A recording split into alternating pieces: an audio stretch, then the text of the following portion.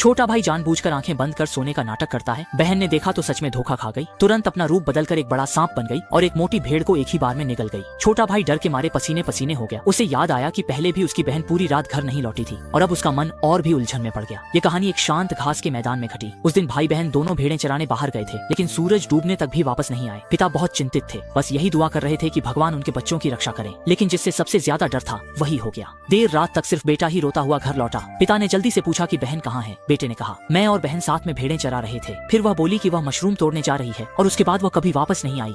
मैंने पूरे चरागाह में बहन को ढूंढा, लेकिन कहीं नहीं मिली। पिता ये सुनकर डर गए। मशाल जलाकर बेटे के साथ बहन को ढूंढने निकल पड़े, लेकिन पूरी रात ढूंढने के बाद भी बहन की परछाई तक नहीं मिली। जब वे दोनों पूरी तरह निराश हो गए थे, तभी अचानक देखा कि घर से धुएं की पतली लकीर उठ रही है। घर लौटकर देखा तो सच में बहन खुद ही वापस आ गई थी। छोटा भाई बहन को गले लगाकर खुशी के मारे रो पड़ा, लेकिन तभी अचानक उसने देखा, अजीब है दीदी, तुम्हारे शरीर से ये अजीब सी बदबू क्यों आ रही है? मत पूछो, अगर वह दिव्यबाज मेरी मदद न करता तो मैं कब की उस अजीब कीड़े के पेट में स्वादिष्ट भोजन बन चुकी होती। दीदी ने बताया कि वह तो बस मशरूम तोड़ रही थी, तभी एक अजीब सा कीड़ा उसे उठाकर भाग गया। शुक्र है कि पेड़ पर बैठे दिव्यबाज ने कीड़े की आंखों को जला दिया, जिससे दीदी किसी तरह बचकर निकल आई। उस वक्त तो लगा कि बुरी किस्मत टल गई और भविष्य में जरूर बहुत धन मिलेगा, लेकिन किसे पता था कि दीदी के लौटने के बाद से ही घर में अजीब अजीब घटनाएं होने लगी। यहाँ तक कि हमारे घर की भेड़ें भी।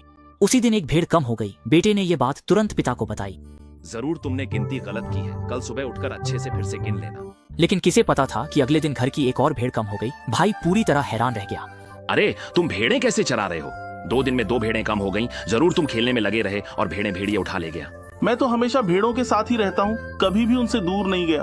रात को सोते समय मेरे छोटे भाई को भेड़ें चराने याद आ गया। इतनी नींद आ रही थी वह सो गया। भेड़ें किसी भेड़िए उठा ली होंगी। अगले दिन सावधान रहना होगा। भेड़ें चराते हुए छोटा भाई सोने का नाटक किया, अपनी आंखें खोल ली। मेरे छोटे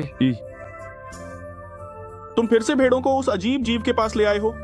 जैसे ही ये बात खत्म हुई, बहन ने 7 चौवन उलट पलट घुमाई और अचानक अपने असली रूप एक विशाल सांप में बदल गई। उसने एक मोटी भेड़ को एक ही बार में निगल लिया, फिर तुरंत फिर से बहन का रूप धारण कर लिया और ऐसे दिखाने लगी जैसे वह फिर से मशरूम चुन रही हो। ये सब छोटे भाई ने साफ साफ देख लिया। जब वे घर लौटे, पिता ने भेड़ों की गिनती की तो सचमुच एक भेड़ कम थी। तब छोटे भाई ने सच्चाई बता दी कि भेड़ को बहन ने ही खा लिया था। जब सारा मामला खुल गया तो वह सांप भी अब और बहाना नहीं बना सका और उसने तय कर लिया कि अब वह पिता और बेटे दोनों को भी खा जाएगा। अब उनकी जान पर बन आई थी।